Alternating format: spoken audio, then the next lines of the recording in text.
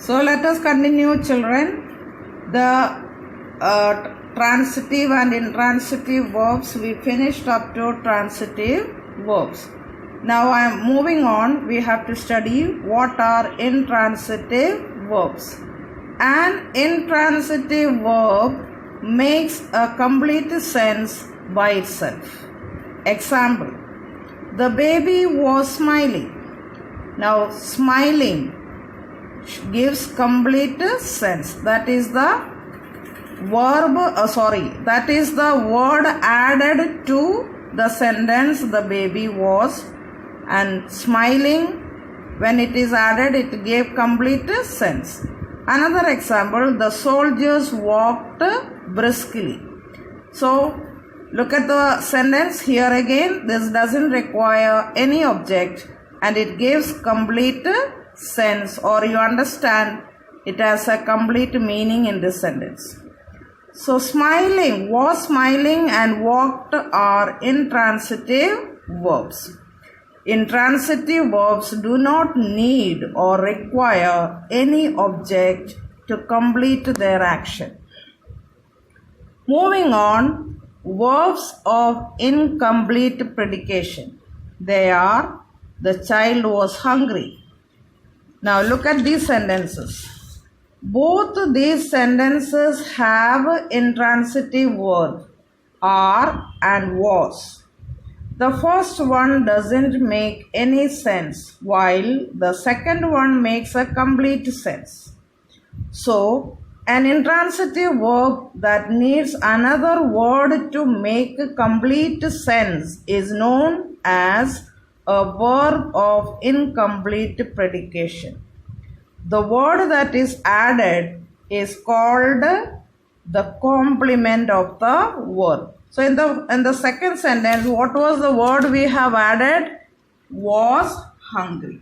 So that was the word we added, and so it gives a complete sense when we say the child was hungry.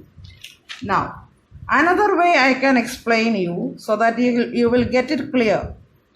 There are some intransitive verbs that do not take an object but need another words to convey their meaning. These are intransitive verbs of incomplete predication.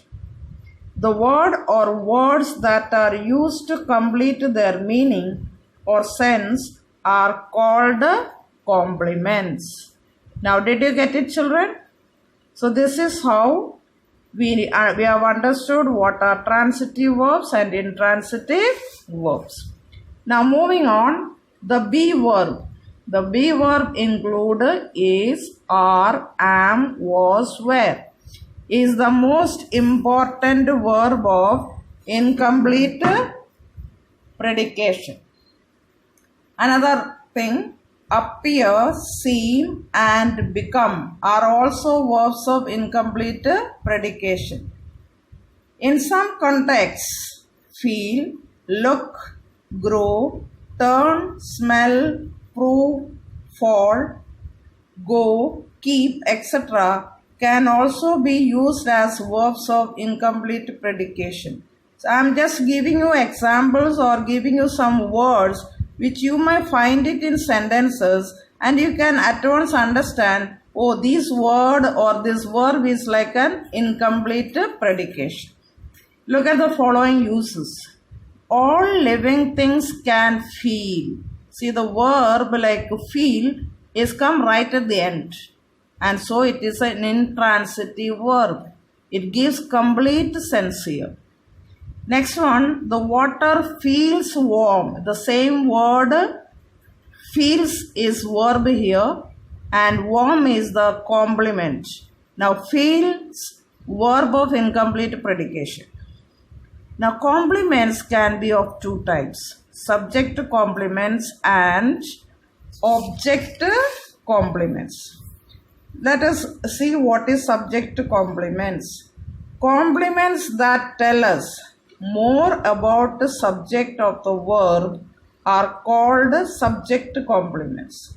Example, her mother is happy. Here the subject is her mother. Mother is the main subject here. So whatever is the complement that is used to make the sentence proper or in proper sense is the word happy. So happy is a subject complement. Virat Kohli is a famous cricketer. Now here the subject complement for Virat Kohli as subject is famous cricketer. So this is a compliment. That means makes a compliment about the person Virat Kohli. Sanil is in the hostel. Now all about Sanil is given in this phrase in the hostel. So this is also subject complement because it is saying something about the subjects. Next one is object complements. Complements that tell us more about the object of the verbs are known as object complements. Now look at the example. The principal made Rohan the head boy. Here the sentence has an object. The principal is the subject, made is the verb, Rohan is the object, and there is something more continuing in the sentence. Though it gives a complete sense, the principal made Rohan, it doesn't give a complete sense here. So you have to add this word head boy or something else also you can add. So that word head boy is an object complement. They named the baby Sarah. Here the object of this sentence is baby. And what is the complement for this? Sarah. So this is object complement. Have you understood, children? I hope you have understood. That's why I have taken this video. You will understand it clear. Now I'll give you some exercises within few minutes. So carry on with the work and listen to this audio or video, whatever it is, properly and very attentively. Only then you will understand. Thank you.